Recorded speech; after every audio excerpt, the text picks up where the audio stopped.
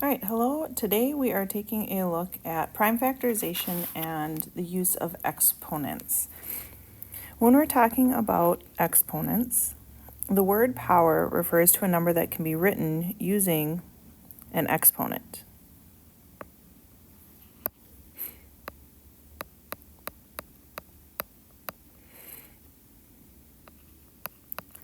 So for example, 8 is the number you can find by taking, or is the third power of 2.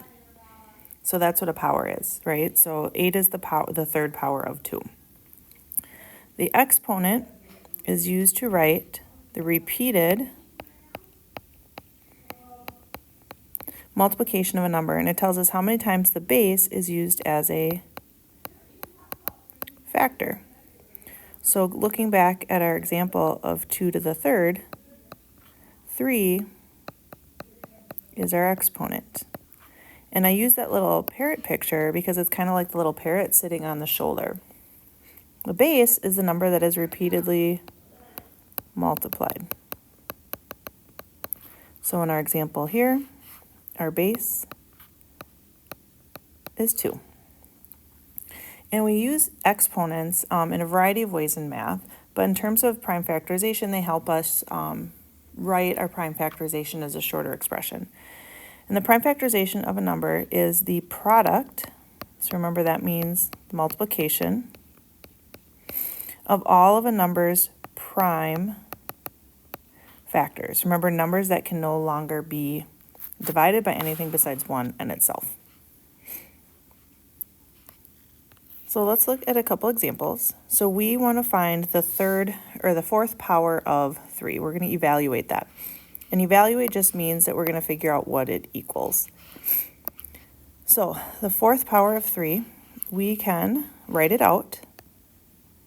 Or the fourth power of 3 would mean that we're going to take 3 times 3 times 3 times 3. And then we can kind of look that 3 times 3 is 9.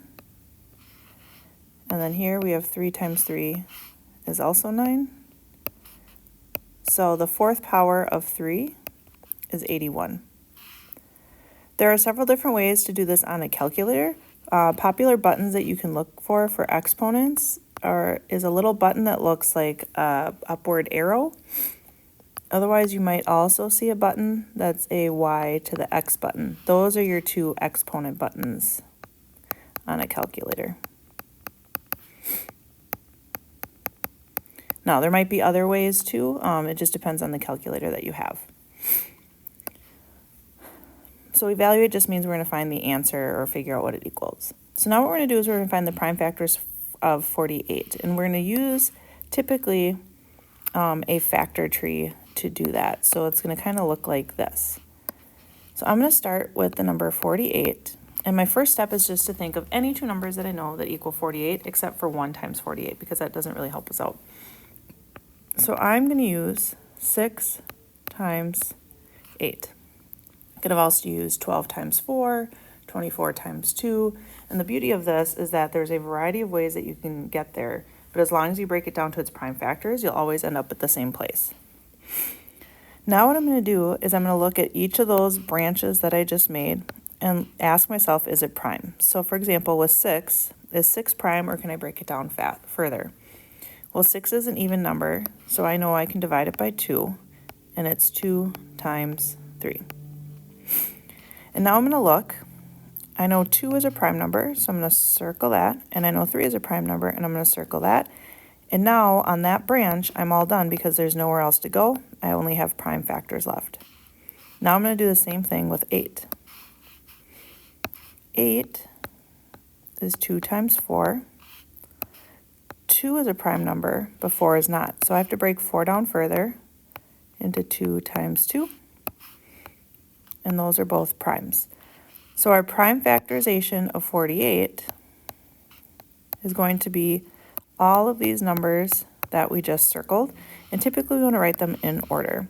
So it's going to be 2 times 2 times 2 times 2 times 3. Or if we want to use exponents, right? Which is what our benchmark is asking us to do, is to be able to do this with benchmarks or with exponents. I'm going to look at my factors. So my first factor is 2. How many 2's are used? There's 4.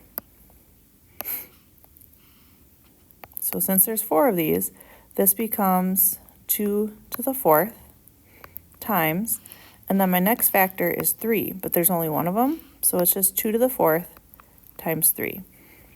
Both of these answers are correct, but this is our better answer, and this is what we want to get to.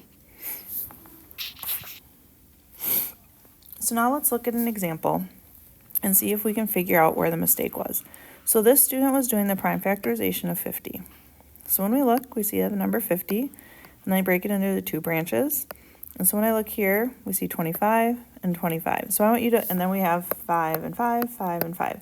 I want you to pause the video and see if you can identify what the mistake is. So here, we can double check down here. So like, for example, 5 times 5 is 25 times 5. So if I have 5 25s, I have 125. So I should hopefully look at this and know that that is not equal to 50. So there was a mistake somewhere along the way. Hopefully you noticed that what this student did is they did 25 plus 25 to make 50, which is a super common mistake. So we don't want to add. So they added by mistake. So to fix this, we can still use the 25, but it would be 125. And then our second one, instead of it being 25 here, it would be 25 times 2. So now when we look at our prime factorization of 50, it would actually be 2 times 5 times 5. And we can see here it would be 10 times 5, or you'd have 25 times 2. I'm going to rewrite this using our exponents.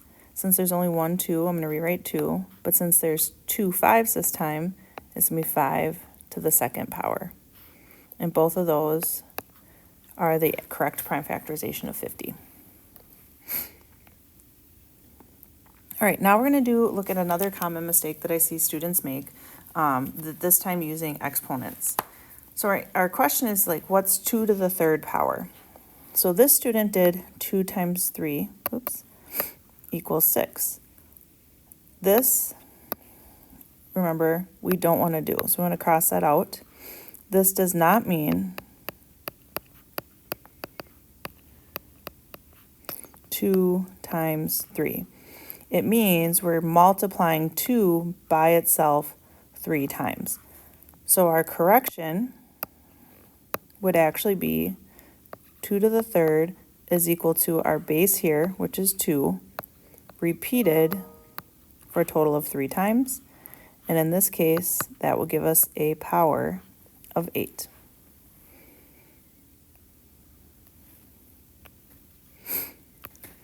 All right. So one more thing I want you to know when it comes to exponents, that a number with an exponent of 0 actually has a value of 1. So when we look at this, all right, so if we just use reasoning, 2 to the 1st power means just 2 by itself. 2 to the 2nd power means we have 2 times 2, which is 4. 2 to the 3rd power means I have 2 times 2 times 2, which is 8. So as we're looking at this, we can see that there's a pattern when we go backwards each time, that to get to 4, we would do 8 divided by 2 gives us 4. And then to go to our 2, it's 4 divided by 2 to give us 2. So when we go back to 0, it's really 2 divided by 2, which gives us 1, which is why every exponent with a value of, or every exponent of 0 has a value of 1.